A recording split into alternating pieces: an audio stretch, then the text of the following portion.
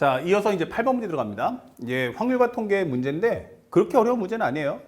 항상 우리가 문제 풀 때 너무 빠르게 판단하고 결정하는 건 별로 좋지 않다. 특히 이 경우의 수나 확률 문제 풀 때는요. 여사건을 쓸까 말까가 되게 고민되거든. 근데 여사건을 쓸까 말까 고민된다면 먼저 첫 번째는 있는 그대로 상대방이 한 설정을 그대로 따라가 보셔야 돼요.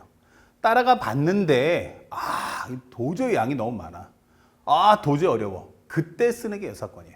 근데 해보지도 않고 그냥 느낌적인 느낌으로 여사건 이러시면 절대로 안 된다. 이 점을 꼭 기억해 주세요. 현재 문제를 보면 1, 2, 3, 4 근데 이걸 중복을 허락하겠다는 거야. 그래서 나 네 자릿수를 만들어 주세요. 이게 되는 거야. 그렇죠? 자, 그러면 여기까지 보면 무슨 순열로 보여? 중복 순열인가? 하지만 선생님이 얘기했죠. 항상 첫 번째 문장만 보고서 중복 순열 판단하면 안 돼요. 항상 모든 판단은 제한 상황까지 반드시 반영을 해달라. 근데 첫 번째 가에서 뭐라고 했냐면 숫자 1이 몇 번? 한 번 이상 나와라. 그러면 1이 몇 번 나와? 1이 이렇게 4번 나올 수도 있다. 그렇죠? 1이 4번 나올 수도 있다. 아니다. 1이 3번 나올 수도 있다. 이렇게 하나 모르겠고. 아니다. 1이 2번 나올 수도 있잖아. 그렇죠? 네. 그 다음에 1이 한 번만 나올 수도 있다. 이렇게 볼 수 있는 거예요. 그렇구나. 이렇게.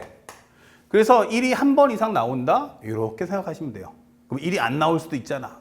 근데 가에서는 한 번 이상 나온다 했기 때문에 일단은 그 말을 따라가 주세요. 그 다음에 나에서 이웃한 두 수의 차는 2 이하가 돼야 한다. 이웃한 두 수의 차가 2 이하 된다고?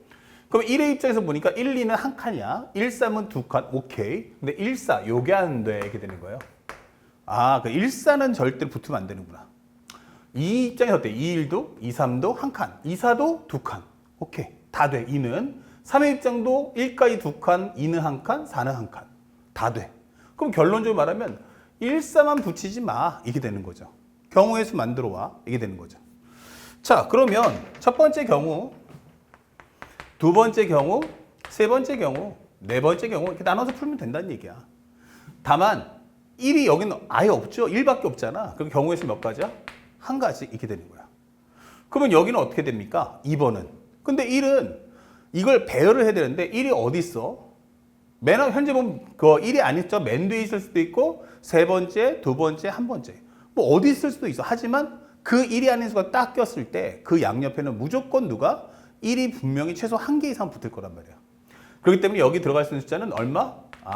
여기는 2, 3만 들어오는구나. 오케이. 두 가지 이게 되는 거예요. 그리고 현재 이걸 2라고 가정하면 이 글자도 이제 나열을 해야겠죠. 같은 문자 나열 순열이니까 4팩, 3팩. 그럼 약분하면 4니까 이거 8 이게 되는 거죠.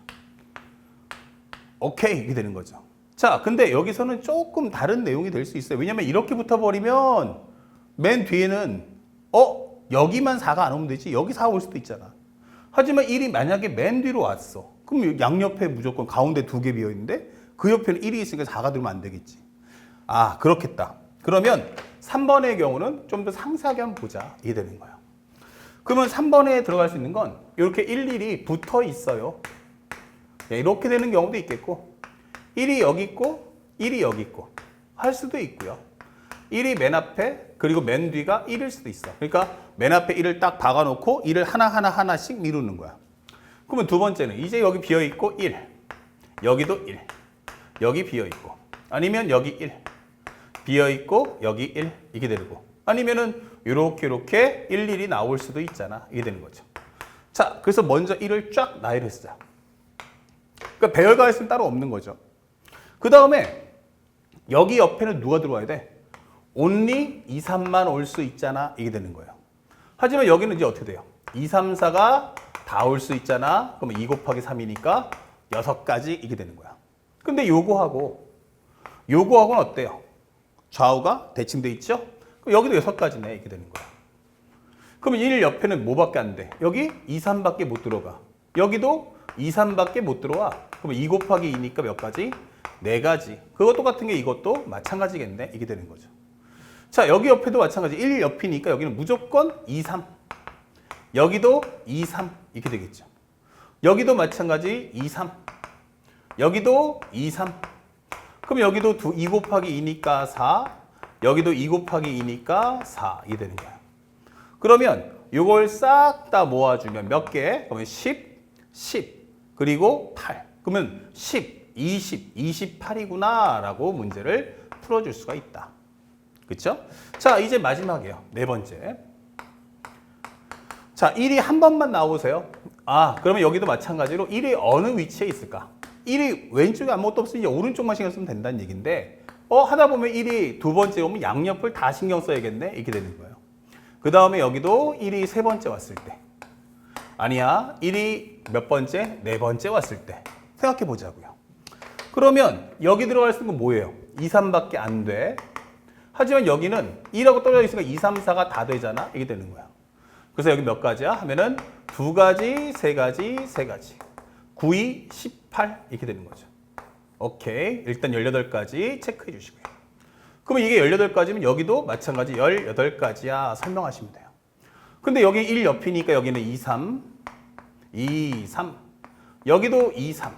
하지만 여기는 2, 3, 4 이렇게 되기 때문에 2가지, 2가지, 3가지 합쳐지면 12가지. 그럼 여기도 마찬가지 12가지 이렇게 되는 거죠. 그러면 여기 30, 30. 그래서 우리 합쳐주면 바로 60가지야 이게 문제가 풀리는 거예요. 그래서 최종적으로 끝나고 났더니 각각의 경우의 수를 정리해보면 1가지, 8가지, 그 다음에 28가지, 그 다음에 60가지야 이게 되는 거예요.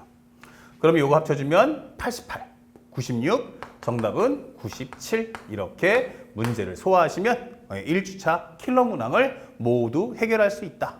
그러니까 생각해보니까 그렇게까지 어려웠던 그런 문제는 아니구나 라는 걸 우리가 느낄 수 있었습니다. 자, 여기까지 마무리하시고 이제 바로 2일차 한번 문제도 풀어보도록 하겠습니다.